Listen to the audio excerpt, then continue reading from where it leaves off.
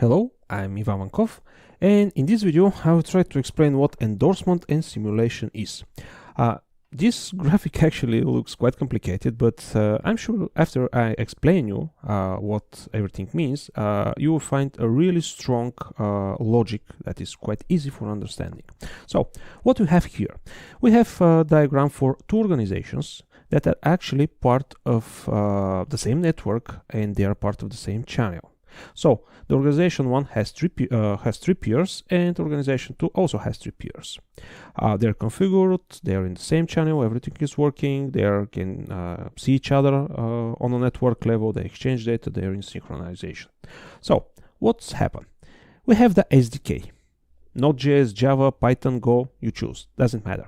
So you want to execute some operation. For example, we have to change the ownership of some asset. Okay, we create the proper transaction, we take the certificate from certificate authority, we embed the proper attributes inside the certificate. If we need them, we provide the proper arguments for the transaction, and this transaction is prepared from the SDK, and it's called transaction proposal, because we propose a transaction to the peers. And this transaction is sent to one or many peers. So, in this situation, nothing is changed. Inside the ledger, nothing is changed. The peer accepts this proposal and simulate it. So it will execute it with the current version of the ledger. I have to mention that every peer has a different physical copy of the ledger in the blockchain. They are all synchronized, but there are different copies inside every single peer. So a simulation will be executed. What will be the result after this operation is executed? And purely technically speaking, the result of this simulation will be so-called read-write set. And actually, this result will contain, okay, this particular key was updated from the simulation, and the new version is that. So this is the simulation. It takes the transaction proposal and executes it over the current data, and the result is this key will be updated, and this is the new value. And this is done on every single peer that you send the transaction. You can send it to one or many. Later on, we will see. You will see why this is important. So the peer actually take this result and cryptographically sign it and do a lot of other stuff, and send back endorsement response to the SDK. So this endorsement response holds the cryptographic materials of the peer, of the transaction, and the read-write set. So after that, the SDK collect all the responses, all the endorsement responses from the peers, and also pack them in invocation request. For example, they may be different type of request, but let's say invocation request, and also sign all this package with all the endorsements with the key. So this invocation request is sent to orderer. This is really important.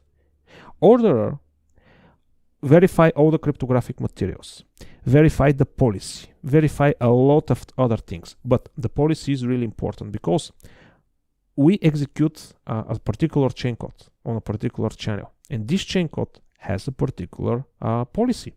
And if, for example, the policy is that all the members of the channel must agree on the result, but we send the transaction proposal only to one peer, then this policy will not be valid, and the orderer will say, no, this is not valid invocation request, because by definition you have to provide endorsement from every single member of the network, but you give me only 1 or 2 or 3, less than 0. And the orderer will say, no, this will not be committed inside the ledger. This will not change the state of the ledger. But the orderer will store that transaction. It will store it in the blockchain, just will not update the state of the ledger. This is really useful because later you can go back in time and see what's happened. Who was the initiator of that request, what certificates were used, what was the read-write set. So you can do a really serious audition to see some holes or security issues, whatever. So this is really important part of the order. it verifies that the policy that is required for updating is actually is there. The other thing that the orderer is doing is to verify the read-write set from every single endorsement response. They must be the same. This is the tricky part. They must be the same. So you have, by definition, peers that have the same ledger, the same data, and you execute the same chain code. So you have to have the same result. So for any reason, if the result is not the same, the orderer will say, okay, I have a mismatch of the data, some peer is out of sync or is compromised or something is wrong, I will not invoke that request. I will not update the state of the ledger. But again, this data will be stored inside the blockchain, so you're able to verify it or audit it later. So let's say that the policy of the chain code is correct and all the peers, the read-write set for every simulation is the same. Then the orderer is sending the data to all the peers, every single peer that is part of the network, and say, okay, I have a valid transaction, please apply it to a ledger. And every single peer accept the same read-write set and apply the same read-write set. And they will be on the same stage, because you start with all the peers in the same stage and you apply the same operation over every single peer. So the result will be the same for everyone. And actually, this is one really fast and easy way to keep them in synchronization, because they apply the same operation with the same result. Also, the orderer is responsible for deciding which operation is first, because, as I mentioned a couple of times, you have to start thinking about Hyperledger as distributed system. Imagine that there is a request from this SDK, but in the same milli-nanosecond moment, another request from another SDK from organization, right? Games. So which will be the first? Because to have this deterministic operation, every member of the network must execute the same operation in the same order. So the ordering service take this invocation request, do the verification, order them, and then send this order with all the read-write set to the peers, and they will apply on the same order. And see, there is an ordering service in organization 1 and ordering service in organization 2. This is the proper way how you have to do it in production, because if orderer service in organization 2 is compromised, there will be a mismatch between these two orderers and the invocation will not be executed. If there is if both of them are compromised, they have to bring the same result, which will be quite difficult. So every single organization has its own ordering service, and it's taking care that its own ordering service is not compromised. So if somehow somebody is hacked, for example, or something bad's happened, the network will understand, okay, something is out of sync, something is not correct here. I will not update the ledger. I will store all the information about this transaction, so later the admins can see what's happened, but I will protect the ledger. So that's the main idea of the endorsement and for the orderer. You simulate, so actually you take the current state of every single peer, because the state must be the same and the result must be the same. If the result is not the same, that means that the peer is not in the same state, so it means it's compromised or something bad's happened. Okay, we stop the operation.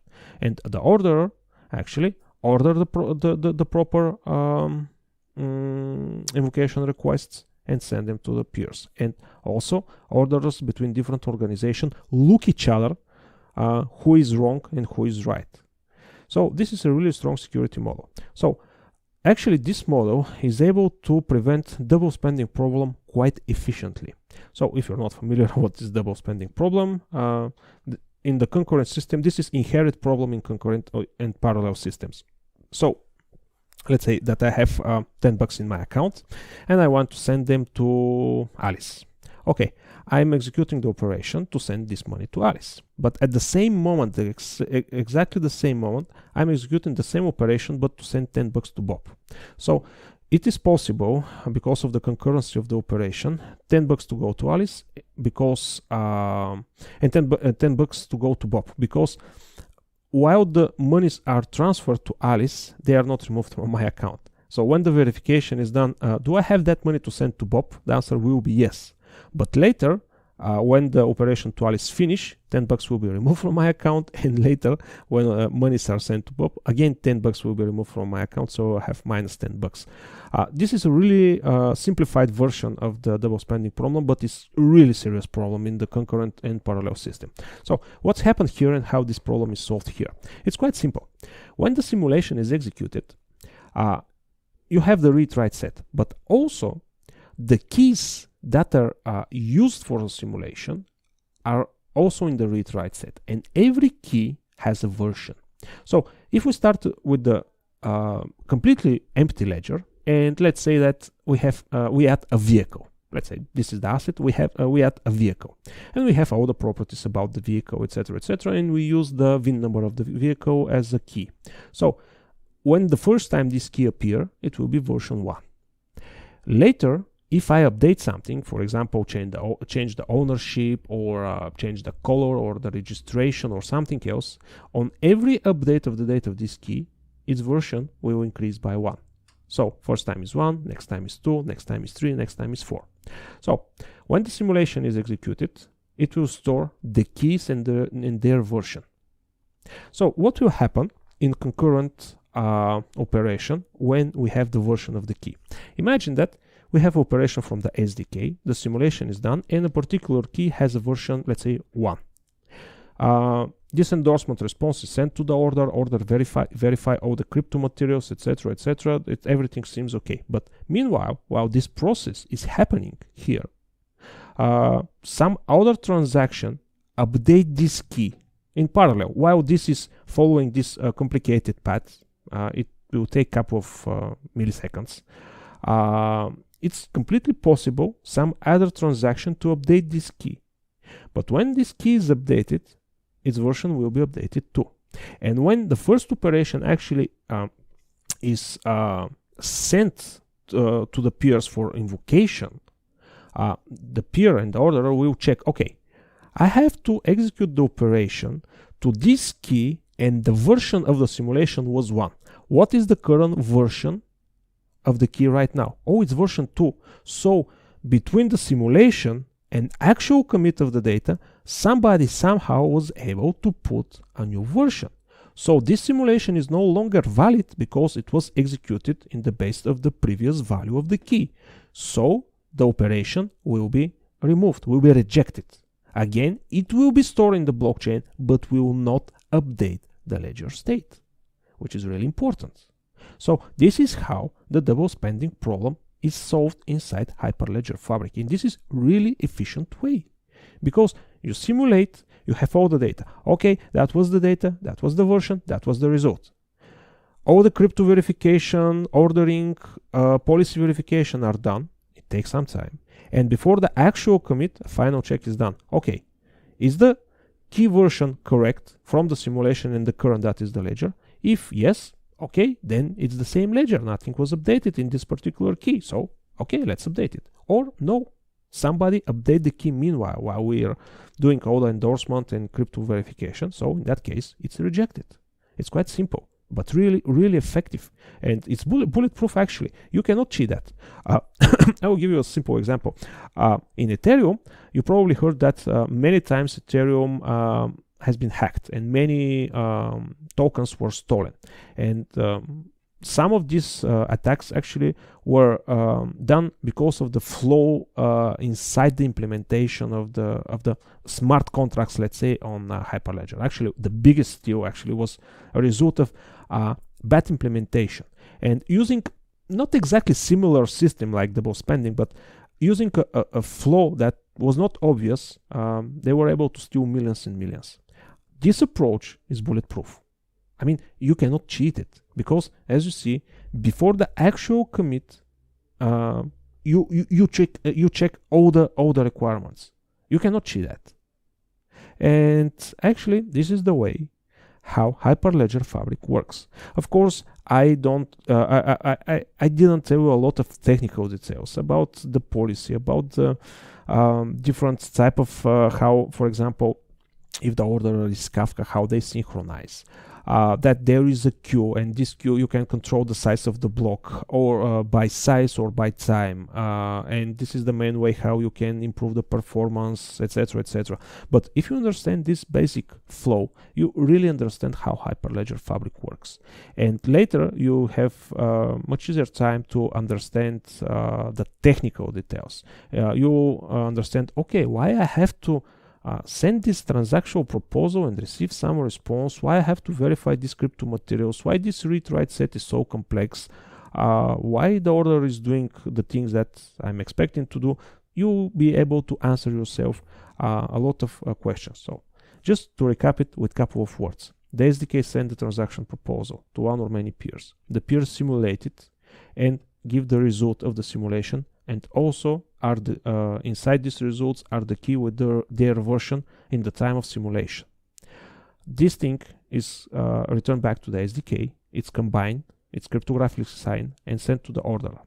Orderer verify the crypto signatures, verify that read-write sets are the same from all endorsement responses, also do a lot of other stuff and say, okay, I will order to the peers to update this read-write set because the invocation is correct. And before that, the keys and their versions are checked. If the versions are okay, then the operation is applied by every single peer inside the network, and they will be in the new state. So every other operation actually will work with the new state. There is some important stuff that I want to mention. The orderer do not execute every invocation request directly. There is a queue, and you can control how big this queue can be. So, excuse me. So the orderer actually collects, let's say, 10 transactions or 100 transactions or 10,000 transactions, depending on your needs. And when the number of transactions is enough, it packs all these transactions in a block and cryptographically sign hash this block, and then this block as a whole is sent back to the peer. So why this is important? Imagine that you create some really big number. You configure the orderer with some really big number of transactions. For example, let's say 10,000 transactions. But you operate with the rate of 1 transaction per second. So the SDK is putting some transaction. It's in the queue, but stays there. It's not committed directly to the peer.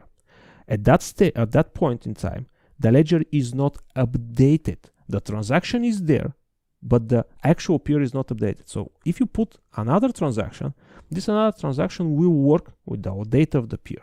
And this will be okay until you reach the maximum number of transactions per block, let's say 10,000. And when this number is reached, you actually, the order actually will take all the transactions and send them as a batch to the peers, and they will update the state at that point. So this may cause problems because if you have a huge block that you cannot fill in a realistic time, a lot of transactions will be rejected, because after they are ordered by ordering service for to be applied, there will be a mismatch between the simulation and the actual result, because they will be applied in order. So the first will be okay, but the second was simulated with the older version of the keys and will be rejected. So you have to be really careful what is the size of the block, and also you can limit, you can decide the maximum size of the block or the maximum time. So you can create it like that. I want to execute commit every 10,000 transaction or every second. So which one first comes first will be executed. So it's a tricky part, but it's a configuration option. You can change this thing dynamically. You don't have to build completely new network, but just to know it, that this is the way how it works. It's a queue. This queue has a size and or time limit, and when the size or the time limit is reached, then all the transactions in the queue are packed in block. This block is signed cryptographically. That's why it's a blockchain. and then it's sent to peer for applying over the ledger. So this is the basic concept. The things from a technical point of view are quite complex, because a lot of cryptographic verification, signing, etc., is really not trivial. But the good thing is, this is completely transparent from point of view of the SDK. So as a developer, you don't have to be some cryptographic guru or something, some security expert to use it. All of this is handled by the SDKs and the peers by themselves. So from the point of view of the SDK, you just execute operation and you wait for the result. Okay, it was committed, or it was rejected, and the reason for the rejections. So it makes the usage of Hyperledger Fabric quite easy, because you can actually put, let's say, a REST API on top of the SDK and start connecting, for example, Angular application directly to the SDK and directly to the blockchain. So this is really clever way to implement Hyperledger Fabric. So this is for that video. Thank you.